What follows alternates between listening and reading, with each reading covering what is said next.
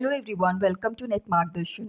मैं सीमा सिंह इस वीडियो के माध्यम से आपको मल्टीपल ऑप्शंस बेस्ड क्वेश्चंस के बारे में जानकारी देने जा रही हूँ, जो कि एग्ज़ाम के पॉइंट ऑफ व्यू से बहुत ही इम्पॉर्टेंट है। और आपने देखा होगा कि कोई भी आपने कॉम्पिटिटिव एग्ज़ाम्स में अगर प्रिपरेशन किया हो और आपने क्वेश्चंस को फेस किया हो, तो आपको इस तरह के क्वेश्चंस देखने को मिलते हैं। सो ये सभी के लिए बहुत ही इम्पॉर्टेंट है, बट इस वीडियो में मैंने नेट के रिगार्डिंग जो है क्वेश्चंस यहाँ पर एक्सप्लेन किए हैं। सो हम देखते हैं नेट जेआरएफ के लिए अपडेटेड सिलेबस के अकॉर्डिंग कौन से क्वेश्चंस जो हैं अभी तक आए हुए हैं, तो उनके बारे में जानते हैं। और मैंने जो वीडियोस प्रोवाइड किए हैं अब तक 3 दिन के अंदर, सो वो मैंने जो है प्रेफरेंस वाइज ही दिए हैं। पहले असर्शन रीज़न के जो क्वेश्चंस होते हैं उनके बारे में मैंने जानकारी दी है। देन उसके बाद फिर मैच द फॉलोइंग के, देन ये थर्ड वीडियो जो है ये मल्टीपल ऑप्शंस बेस्ड क्वेश्चंस के। तो इसी के अकॉर्डिंग ही इसकी जो है मान्यता है, प्रेफरेंस है, क्योंकि इस तरह से जो है number of questions assertion reason के ज़्यादा देखे जाते हैं, मैच द फॉलोइंग के ज़्यादा देखे जाते हैं, फिर उसके बाद मल्टीपल ऑप्शंस टाइप भी क्वेश्चंस आते हैं। तो मल्टीपल ऑप्शंस टाइप क्या होता है कि जिसमें कि मल्टीपल ऑप्शंस में जो है आपको लगता है कि हाँ 5 से 6 ऑप्शंस दिए होते हैं, तो उसमें मल्टीपल चॉइस करने होते हैं कि 5 से 6 अगर ऑप्शन हैं तो 3 से 4 ऑप्शन सही होते हैं। तो वो हमें देखने होते हैं कि मोस्ट अप्रोप्रिएट कौन से 3 से 4 ऑप्शन हैं, तो उन्हें हमें चुनना होता है, सिलेक्ट करना होता है। अब इस वीडियो में हम क्या कवर करेंगे, about multiple correct option type question, मतलब कौन से करेक्ट ऑप्शंस हैं उन ऑप्शंस में से जो दिए हुए हैं क्वेश्चन पे, और options in this type of questions, किस तरह के ऑप्शंस दिए जाते हैं इस टाइप के क्वेश्चंस में। मेरी ऑब्ज़र्वेशन है कि मैंने अपना क्या ऑब्ज़र्वेशन दिया हुआ है यहाँ पर, किस तरह से आपको उन क्वेश्चंस को अटेम्प्ट करना चाहिए, और उससे रिलेटेड जो है क्वेश्चंस आपको प्रैक्टिस करने को मिलेंगे। मल्टीपल चॉइस क्वेश्चंस जो है वो क्या है, is a form of an objective assessment in which respondents are asked to select only correct answers from the choices offered as a list. तो जैसा मैंने सरल लैंग्वेज में बताया आपको, सरल भाषा में, कि बहुत सारे ऑप्शंस होते हैं वहाँ पर, और उनमें से आपको 2 या 2 से अधिक सही ऑप्शन को चुनना होता है आंसर के रूप में। ऑप्शन किस तरह के होते हैं, देख लें कि 2 करेक्ट आंसर्स होते हैं, जैसे सी और डी होते हैं, इस तरह से हो सकते हैं। ये भी आ सकता है कि 3 करेक्ट आंसर्स भी हो सकते हैं, ए, बी, सी, और जैसा भी ऑप्शन में देखने को मिले आपको। 4 करेक्ट आंसर्स भी होते हैं अगर ऑप्शंस ज़्यादा दिए हों और ज़्यादा करेक्ट पूछे हों, तो उस तरह से भी आपको चुनना होता है। तो 2 भी पूछ सकते हैं, 3 भी पूछ सकते हैं, और 4 भी सही आंसर पूछ सकते हैं। ऑब्जर्वेशन क्या है कि very first check number of correct answers is given option. तो जो भी ऑप्शंस हैं उनमें देखना होता है कि कौन से करेक्ट हैं आपके। If no knowledge about the concept, pick any one or two known concept and use options elimination process to find out the correct answer। अगर आपको कंसेप्ट की नॉलेज ही नहीं है, आप वन बाय वन आप ऑप्शन पढ़ते जा रहे हैं, बट आपको नॉलेज ही नहीं है कि कौन सा कोरिलेट कर रहा है एक दूसरे से, सो उस केस में आप क्या करेंगे, ऑप्शन को देखेंगे, और ऑप्शन को देखने के बाद उसको कोरिलेट करेंगे उन लाइन से जो आप पढ़ रहे हैं, जो ऑप्शन को आपने पढ़ा है ऊपर, और उनको पढ़ने के बाद आपको चेक करना होगा कि हाँ ये जो है कौन सा मिलान ज़्यादा खा यहाँ पर मिल रहा है, उसका जो है मिलान ऑप्शन से करेंगे आप। जो भी आप लाइन में आपको दी होगी ए, बी, सी, डी, ई करके, जितने भी आपको वहाँ पर जो है चुनने को मिलेंगे ऑप्शंस, और तो आपको जो पूछे जाएँ कि ए, बी, सी, डी सही है या बी, सी, डी, ई सही है, तो इस तरह से आपको वहाँ पर ऑप्शन में मिलेंगे। तो आपको चुनना होगा उसको, वो देख के कि कौन-सा मिलान कर रहा है। क्वेश्चन अगर देखें तो पहले नंबर का क्वेश्चन है यहाँ पर, अपडेटेड जो अभी एग्ज़ाम हुआ था लास्ट टाइम, मर्ज एग्ज़ाम जो 2021 का, सो उसमें से ही लिया हुआ है। जो आपने देखा होगा कि 6 हैड थिंकिंग के बारे में दिया था, तो वहाँ पर ये मल्टीपल जो ऑप्शन टाइप का क्वेश्चन मिला है। सो ये आउट ऑफ सिलेबस भी था। बहुत से ऐसे स्टूडेंट्स हैं जिनको ये क्वेश्चन करने में बहुत ज़्यादा दिक्कत का सामना करना पड़ा। आप देखते हैं, इसमें दिया हुआ है, ए है ब्राउन हैट। पहले तो क्वेश्चन पढ़ लेते हैं। Which of the following are in the six thinking hat system a form of parallel thinking. छह चिंतन टोपी प्रणाली सिक्स थिंकिंग हैट सिस्टम में जो समांतर चिंतन का एक रूप है, निम्नलिखित में से कौन कौन से हैं। तो अगर आपको ये हैट्स के कलर्स के बारे में पता होगा तो आप आराम से सही आंसर की तरफ जो है जा सकते हैं। तो ब्राउन हैट है भूरी टोपी, वाइट हैट है श्वेत टोपी, वायलेट है बैगनी टोपी, रेड हैट है लाल टोपी और ब्लैक हैट है काली टोपी। नेक्स्ट ऑप्शंस देखेंगे तो ऑप्शन में बताया गया है, जो सही है उसके बारे में बताया गया है कि B D E. B D E में क्या आता है देखते हैं कि बी में आपका जो है वो वाइट हैट आता है, और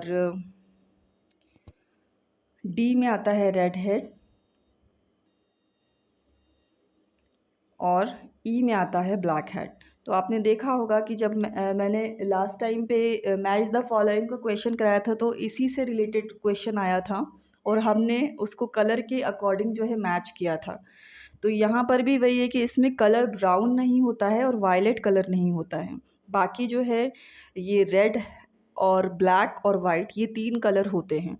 तो अगर आपको नॉलेज है कि सिक्स हैट थिंकिंग में जो सिक्स हैट्स के कितने कलर्स होते हैं, कौन कौन से कलर्स है वो, तो आप आराम से इसका आंसर बता सकते हैं। तो राइट आंसर हमारा कौन सा है, फोर्थ नंबर का। सेकंड नंबर का क्वेश्चन है, which of the following are advantages of observation as a tool of data collection. दत्त संग्रह, इसको दत्त संग्रह बोलते हैं डेटा कलेक्शन को, के उपकरण के रूप में प्रेक्षण के निम्नलिखित में से कौन से लाभ हैं। ए है observation takes place only in natural settings, प्रेक्षण केवल प्राकृतिक परिवेश में होता है। Observation methods demand the active participation of subjects in the programme, प्रेक्षण विधियों के लिए कार्यक्रम में कर्ता की सक्रिय भागीदारी की आवश्यकता होती है। तो जो भी आप पढ़ रहे हैं अभी तक पॉजिटिव लग रहा है सारा। फिर है सी है observations are known for directness, प्रेक्षण प्रत्यक्षता के लिए जाने जाते हैं। Artificiality can be minimised in observational studies, प्रेक्षण मूलक अध्ययनों में कृत्रिमता को न्यूनतम किया जा सकता है। फिर है ई है recording devices can be used in observational studies for accuracy, प्रेक्षण मूलक अध्ययनों में सटीकता के लिए रिकॉर्ड करने वाली युक्तियों डिवाइसों का प्रयोग किया जा सकता है। अब इसमें जो ऑप्शन करेक्ट होगा वो यहाँ पर करेक्ट होगा थर्ड नंबर का सी डी ई। तो सी डी ई देखते हैं क्या है। सी में आपका जो है यहाँ पर observation are known for directness, E में है आपका प्रेक्षण मूलक अध्ययनों में कृत्रिमता को न्यूनतम किया जा सकता है, recording devices can be used in observational studies for accuracy. तो यहाँ एक्यूरेसी की बात की गई है ई में, और सी में डायरेक्टनेस की बात की गई है, और यहाँ पर ऑब्जर्वेशनल स्टडीज़ की बात की गई है। तो ये आपका जो है आपका सी डी ई ही करेक्ट होगा। बाकी ये दो जो है ए और बी यहाँ पर इसके अकॉर्डिंग सही नहीं है। पूछा गया है दत्त संग्रह के उपकरण के रूप में प्रेक्षण के निम्नलिखित में से कौन से लाभ हैं। तो जो प्रेक्षण के लाभ है वो ए बी नहीं है, बाकी सी डी ई है। नेक्स्ट देखते हैं क्वेश्चन नंबर थर्ड, ये the characteristics of normal distribution curve are. तो प्रसामान्य बंटन वक्र की विशेषताएं हैं, तो वो पूछे गए हैं, विशेषताएं पूछी गई हैं नॉर्मल डिस्ट्रीब्यूशन की। तो इसमें जो है हम आंसर देख लेते हैं। फोर्थ नंबर का है बी डी ई। तो बी डी ई में क्या आता है ये देखते हैं हम। बी में है आपका इट इज़ बेल शेप्ड, जो नॉर्मल डिस्ट्रीब्यूशन कर्व होता है वो बेल शेप्ड में होता है, घंटी नुमा होता है। और नेक्स्ट क्या था बी डी ई। तो डी में आपका है the mean mode and median coincide at the centre of the distribution, माध्य बहुलक और मध्यिका वितरण के केंद्र पर संपाती होते हैं। तो जो हमें पता होगा कि उसकी विशेषताएं क्या है तो हम फटाफट से एक्यूरेट आंसर पे क्लिक कर देंगे। ई में क्या है कि वक्र असंख्य प्रेक्षणों पर आधारित होता है। The curve is based on an infinite number of observations. Next देखते हैं क्वेश्चन नंबर 12। ये जो आपका फोर्थ है क्वेश्चन नंबर 12, ये क्वेश्चन पेपर में था इसका number. Which of the following are myths about communication. तो संप्रेषण के विषय में निम्नलिखित में से कौन से मिथक हैं। तो मिथक पहले हम इसका आंसर ही देख लेते हैं। इसमें है ए बी सी, ये ए बी सी मिथक है तो हम ए बी सी को डायरेक्ट देख लेते हैं। ए है good communications are born not made. इसमें बोला गया है कि अच्छे संप्रेषक जन्मजात होते हैं, बनाए नहीं जाते। तो कैसे जन्मजात हो सकते हैं, आप सीखेंगे, कम्युनिकेट करेंगे, देन ओनली आपको समझ में आएगा कि हाँ कैसे कम्युनिकेट किया जाता है और अच्छा आपका जो है संप्रेषण होगा। तो ये जन्मजात जो है ओके, इसमें पूछा गया है कि एक सेकेंड, इसमें मैं देख लेती हूँ कि संप्रेषण के विषय में निम्नलिखित में से कौन से मिथक है। ओके, मिथक, ये ध्यान रखिएगा, यहीं पर कन्फ्यूज़न होता है। देखिए मैं भी बता रही थी तो मुझे भी लगा कि जो है यहाँ पर कन्फ्यूज़न का जो है आ जाता है विषय। मिथक पूछा गया है, तो मिथक मतलब कि मिथ पूछा गया है तो ये नेगेटिव में है। तो नेगेटिव में तो मैंने जो है सही बताया है कि जन्मजात नहीं होते हैं, ठीक है, ये मिथक बताना है हमको, तो नेगेटिव में ही उसका आंसर होगा। सो सेकंड आपका जो है ये बी होगा। तो बी आपका जो क्या बता रहा है कि stage fright is not a communication appreciation apprehension. तो आपने देखा यहाँ पे कि यहाँ पे भी नॉट लगा हुआ है, तो ये भी नेगेटिव में है। एक तो मिथ बताना है और इसमें जो है नेगेटिव चीज़ें बतानी है आपको। तो इसमें क्या है, मंच भीति संप्रेषण की आशंका नहीं है, तो ये भी हमारा जो है काउंट होगा। फिर उसके बाद है आपका सी। सी में है communication skills have nothing to do with relationships. इसमें भी क्या है, नथिंग आ गया। नथिंग से हमें क्या पता चला कि ये भी नेगेटिव है, तो हमारा क्वेश्चन नेगेटिव है तो हमें ऑप्शंस भी नेगेटिव ही लेने हैं। संप्रेषण कौशल का संबंधों से कोई लेना देना नहीं है, तो हमारा ए बी सी यहाँ पर इसीलिए करेक्ट हुआ क्योंकि हमें मिथ पूछा गया है। अब एक बार हम इसको और क्लियर करने के लिए बाकी के भी ऑप्शन पढ़ ही लेते हैं। Communication has its own barriers. तो ये तो बिल्कुल ठीक है कि संप्रेषण की अपनी बाधाएं होती हैं, तो ये हमने पढ़ा भी है कि बैरियर्स इन इफ़ेक्टिव कम्युनिकेशन, इस तरह से हमने इस तरह के टॉपिक्स देखे हैं और इस तरह के क्वेश्चंस भी पूछे गए हैं। फिर है E practice leads to the right habits of communication. बिल्कुल ये दोनों ही पॉजिटिव लग रहे हैं, बट हमें पॉजिटिव आंसर देना ही नहीं है क्योंकि हमें मिथ बताने हैं। अब आपको ये क्वेश्चन एकदम क्लियर समझ में आ गया होगा और ये भी समझ में आ गया होगा कि कोई भी अगर इस क्वेश्चन को वन गो में पढ़ेगा और समझेगा नहीं तो वो गलत ज़रूर करेगा। तो आपको इस बात का ध्यान रखना है, अलर्ट रहना है। 5 नंबर का क्वेश्चन है which of the following statements are true. तो इनमें जो भी डिफरेंट डिफरेंट स्टेटमेंट दिए गए हैं तो हमें सही स्टेटमेंट चुनना है। ए है simplex data transmission is in two direction only. Simplex data संचरण केवल 2 दिशाओं में होता है। Half duplex data transmission is in both directions but not at the same time. अर्थ डुप्लेक्स डेटा, अर्ध है, अर्ध मतलब आधा, डुप्लेक्स डाटा संचरण दोनों दिशाओं में होता है पर एक ही समय में नहीं। ओके, हम राइट आंसर देख लेते हैं ताकि हम जो है राइट जो है पढ़ सकें, हमारे दिमाग में रहे कि हाँ इसका राइट आंसर क्या है। सो 4th नंबर का राइट आंसर है B and C. B and C देखेंगे कि इसका राइट आंसर है और हम बी एंड सी देख लेते हैं ऑप्शन में कौन सा है। बी, बी है half duplex data transmission is both direction but not at the same time. So इसमें हमें जो है स्टेटमेंट करेक्ट पूछा है तो स्टेटमेंट पे ही जो है हम ध्यान देंगे क्योंकि हमारे पास ये नहीं कि किससे रिलेटेड स्टेटमेंट है, तो डायरेक्ट स्टेटमेंट ही पढ़ के हमको देना है कि आंसर कौन सा सही है। फिर दूसरा है बी और सी है, तो सी है दूसरा कि पूर्ण डुप्लेक्स डाटा संचरण एक ही समय में दोनों दिशाओं में होता है। Full duplex data transmission is in both direction simultaneously.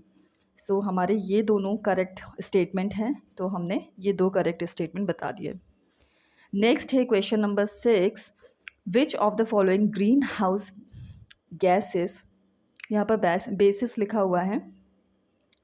So gases है यहाँ पर कि निम्नलिखित में से कौन सी ग्रीन हाउस गैस है। तो गैसेस है यहाँ पर, इसको करेक्ट कर लेते हैं। ये जो है जी होगा।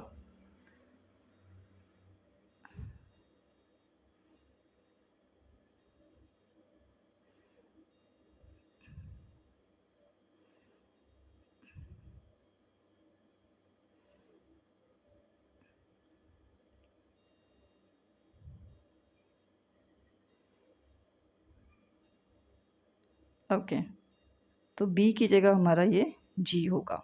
तो गैसेस हैं, which of the following green house gases were the target gases whose emission was to be covered under the first commitment period of the Quito protocol. तो क्यूटो प्रोटोकॉल से भी आपने बहुत से क्वेश्चंस देखे हैं, पीपल डेवलपमेंट एंड एनवायरनमेंट से है ये क्वेश्चन। तो निम्नलिखित में से कौन सी ग्रीन हाउस गैसें वे लक्षित गैसें थीं जिनकी उत्सर्जन को क्यूटो प्रोटोकॉल के प्रथम प्रतिबद्धता काल के दायरे में लाया जाना था। तो आंसर हमारा जो है यहाँ पर, सबसे पहले ऑप्शन देख लेते हैं। A B C D E दिया हुआ है, SO2, CO2, N2O, NH3, CH4 इस तरह से दिए हैं। तो यहाँ पर ऑप्शन दिए हुए हैं जो उनमें से करेक्ट हैं, फोर्थ नंबर का देख सकते हैं, बी सी एंड ई। तो बी सी एंड ई जो है यहाँ पर कौन से हैं, CO2, N2O और CH4, BCE। सो ये आंसर जो है सही है। तो क्यूटो प्रोटोकॉल से रिलेटेड अगर आपको डेटा चाहिए तो आप पब्लिक टेलीग्राम ग्रुप में जब जाएंगे तो वहाँ पर आपको जो है इससे रिलेटेड डेटा आपको देखने को मिलेगा। और जो भी क्वेरी है आप वहाँ पर टेलीग्राम में, जो पब्लिक टेलीग्राम ग्रुप है नेट मार्गदर्शन का, वहाँ जुड़कर आप अपनी क्वेरी भी कर सकते हैं। और ये जो जुड़ने का जो समय है वो अभी है आपके पास, क्योंकि जैसे ही एडमिट कार्ड NTA द्वारा उसकी घोषणा कर दी जाएगी, नोटिफिकेशन आ जाएगा, तो ये पब्लिक ग्रुप प्राइवेट में कन्वर्ट हो जाएगा, फिर वो नेक्स्ट सेशन के लिए ही ओपन होगा, रीओपन होगा। सो इस बात का ध्यान रखें। और जो भी ये लिंक होगा वो मैं आपको डिस्क्रिप्शन बॉक्स में दे दूँगी। सो वहाँ से आप जो है ज्वाइन कर सकते हैं। तो अभी तक हम लोगों ने क्या सीखा कि आज का जो ये समरी है, इसकी सारांश जो है ये है कि हमने देखा कि मल्टीपल जो चॉइस क्वेश्चंस होते हैं, मल्टीपल ऑप्शन टाइप क्वेश्चंस, वो क्या होते हैं। उनमें बहुत सारे ऑप्शंस दिए होते हैं और बहुत सारे ऑप्शन में से जो दो या दो से अधिक जो ऑप्शंस करेक्ट होते हैं उनको चुनना होता है। तो कन्फ्यूज़न की मात्रा भी ज़्यादा होती है, क्योंकि कन्फ्यूज़न ज़्यादा होता है यहाँ पर कि इतने सारे ऑप्शन में से एक ऑप्शन को नहीं चुनना है बल्कि 2 या 3 ऑप्शन को चुनना है अकॉर्डिंग टू द ऑप्शंस। और फिर उसके बाद है ऑप्शन किस तरह के होते हैं यहाँ पर, ये हमने जाना। क्वेश्चन को देख के हमें समझ में आ गया कि किस तरह के ऑप्शंस होते हैं। और ऑब्जर्वेशन के बारे में जाना कि मैंने कौन से ऑब्जर्वेशन बताए हैं, किस तरह से आपको जो है क्वेश्चन को रिलेट करके ऑप्शन से अपना आंसर देना चाहिए। और उसके बाद जो है रिलेटेड आपने PYQs किए और उनको सॉल्व करने का जो है तरीका भी समझा इसमें। सो आज के लिए इतना ही है। और ये इससे ज़्यादा मुझे एलेबोरेट करना था, बहुत अच्छे से एक्सप्लेन करना था एक-एक क्वेश्चन को, और उसका डिटेल भी आपको बताना था, मतलब जो भी टॉपिक है उससे रिलेटेड एक्सप्लेनेशन भी देना था। बट समय के अकॉर्डिंग जो है मैं इन्फॉर्मेशन आप तक पहुंच पाए कि किस तरह की जो है क्वेश्चन आते हैं, किस तरह के अपडेटेड क्वेश्चन अभी तक आ चुके हैं, ये इन्फॉर्मेशन आप तक पहुंच पाए, इसके लिए मैंने ये शॉर्ट वीडियोस बनाई है ताकि आपको आपके एग्ज़ाम में जो है कंप्लीट इन्फॉर्मेशन मिल सके। और हो सकता है कि मैं इसको ज़्यादा लंबा बना दूँ, बहुत ज़्यादा लॉन्ग वीडियो बनाने से क्या होगा कि बाकी की इन्फॉर्मेशन मैं शेयर नहीं कर पाऊँगी। तो आपका सहयोग चाहिए। आप कोई भी चैनल देखें, जहाँ पर भी जो भी वीडियो आपके लिए, जो एजुकेटर होते हैं खूब मेहनत करके आपके लिए बनाते हैं, तो आप उनको मोटिवेट करने के लिए जब भी वीडियो देखें, जो आपको लगे कि हाँ आपने कुछ लर्न किया है वहाँ से, आप कमेंट में फीडबैक ज़रूर डालें अपना, जो भी आपने लर्न किया है। अगर कोई सजेशन है तो वो भी वहाँ पर आप लिख सकते हैं ताकि हम उसको सुधार करें, ठीक है? तो इसमें देखिए बहुत मेहनत लगती है। अगर हम आपके बारे में सोच रहे हैं तो आपका जो मोटिवेशन है, मान लीजिए कि किसी ने लाइक किया, तो लाइक करने से भी हमें पता चलता है कि हाँ, ये वीडियो जो हमने दिया है, तो ये सीखा है उन्होंने, देख के वीडियो को कुछ सीखा है तो लाइक किया है। लाइक से मतलब ये होता है। और कोई सब्सक्राइब करता है तो इट मीन्स कि सब्सक्राइब करने से ये होता है कि आप चाहते हैं कि आगे आपको और इस तरह के वीडियोस जो हैं मिलें, जो कि आपके एग्ज़ाम में हेल्प कर सकें। तो हर एक बात का एक महत्व होता है, इस बात को समझें और चैनल को जो है सब्सक्राइब करें और लोगों तक पहुँचाएँ जिनको इनकी जो है मदद चाहिए, जिनको इनकी जो है रिक्वायरमेंट है।